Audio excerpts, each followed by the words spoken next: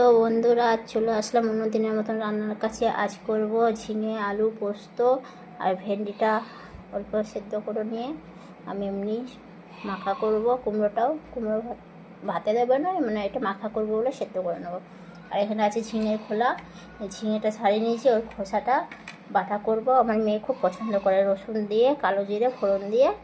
তারপরে এটাকে শিলে বেটে নেব, আর আমার মেয়ে গরম ভাতের সঙ্গে খাবে। তো তোমাদের কাছে হয়তো মনে হবে যে আজব খাবার, তবে আজব না। একদিন এইভাবে বানিয়ে করে খেয়ে দেখো। রসুন আর কালো জিরে আর কাঁচা লঙ্কা ফোড়ন দিয়ে এটাকে ভেজে নেবে, ভেজে নিয়ে শিলে পিষে নেবে, বাস আর কিছু দিতে হবে না। যদি মন করো তাহলে অল্প একটু লেবুর রস দিতে পারো, ভালো লাগবে, হালকা টক। তো আমার মেয়ে খুব ভালোবাসে। চলো এবার রান্নাটা করি। আমার তেলটা গরম হয়ে গেছে, তো কালো জিরেটা আমি ফোড়ন দিয়ে দেবো। দেখতে থাকো। সবারই প্রথমে আমি এটাই করি, রসুনটা ফোড়ন দিয়ে দিলাম। এবার আমি ঝিঙের খোসাগুলো দিয়ে দেবো। এবার একটা লঙ্কাও দিয়ে দিয়েছি। তো ঝিঙের খোলাটা আমার এমন ভাজা হয়ে গেছে, এবার আমি তুলে নেব, তারপরে ছিলে বেটে নেব। ওই কড়াই তেল দিয়ে দিয়েছি। এবার আমি আলুটা দিয়ে দেবো, পোস্ত আলুটা আমি দিয়ে নিয়েছি। এবার আমি পোস্ত আলুটা ভেজে নেবো। ভাজা হলে ওপরে আমি দিয়ে দেবো, ঝিঙেটা দিয়ে দেবো। আলুটা হালকা লাল হয়ে এসছে, ওপর থেকে আমি পেঁয়াজটা দিয়ে দেবো। ঝিঙে পোস্ততে একটু পেঁয়াজ দিলে বেশ ভালো লাগে খেতে। ঝিঙের খোলাটা ভাজা হয়ে গেছে, এই যে আমি নামিয়ে নিয়েছি। এবার আমি ছিলে বেটে নেব, দেখতে থাকো। দারুণ লাগে এইভাবে বানিয়ে করে খেয়ে দেবেন। এবার আমি ঝিঙেটা দিয়ে দেবো।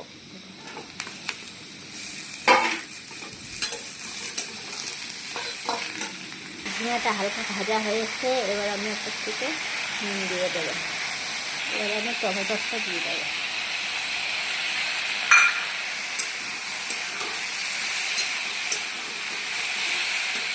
এবার আমি পোস্তটা দেবো, ভালো করে কষানো হয়েছে, পোস্তটা দিয়ে দেবো। পোস্তটা বাটিতে ছিল, এটা একটু আমি জল দিয়ে ধুয়ে দিয়ে দেবো।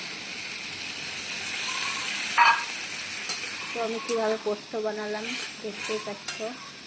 দেখো বন্ধুরা, এইভাবে আমার মতন একদিন পোস্ত বানিয়ে এইভাবে করে খেয়ে দেখবেন, দারুণ লাগবে ঝিঙে পোস্ত।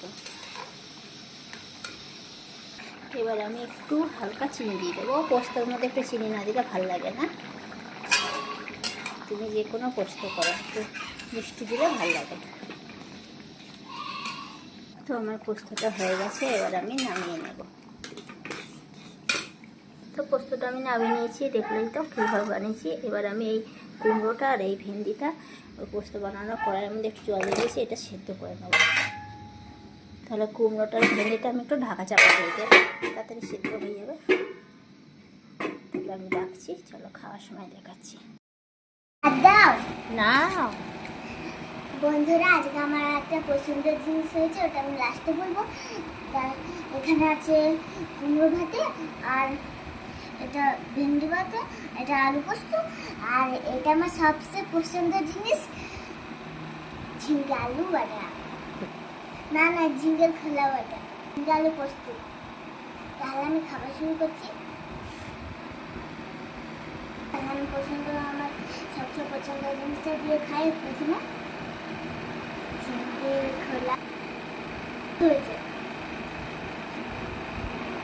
তো শুধু খেতে তো আরও ভালো লাগে, ভাতের সঙ্গে তো খুবই ভালো লাগে।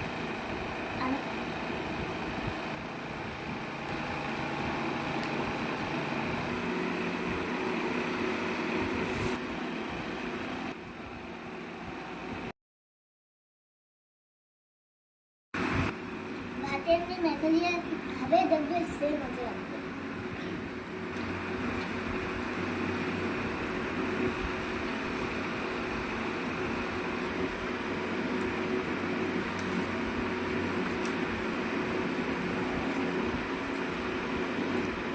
মায়ের মতন এমনি ঝিঙ্গের খোলা বাটা করে খাবে, দেখবে সে স্বাদ লাগবে।